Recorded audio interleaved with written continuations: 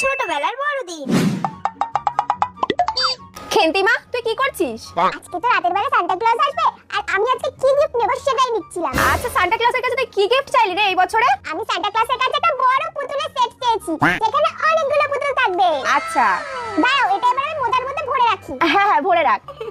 আচ্ছা খেন্তি অনেক রাত হয়ে গেছে কিন্তু এবার ঘুমিয়ে পড়ো।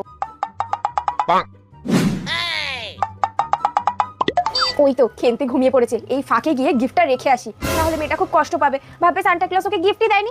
যাই আমি গিয়ে গিফটটা রেখে আসি।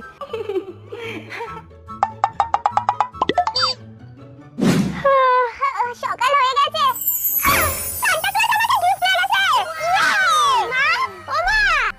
কি হয়েছে রে খেন্তিমা? মা, এই দেখো সান্টা ক্লজ আমাকে গিফট দিয়ে গেছে। তুই খুশি হয়েছিস তো মা? হ্যাঁ মা, আমি খুব খুশি হয়েছি, খুব খুশি হয়েছি। মা, আমি যাই জিনকে ডুগডুগিকে দেখে আসি আর দেখি ওদের সান্টা দাদু কি গিফট দিল। আচ্ছা সাবধানে যাস।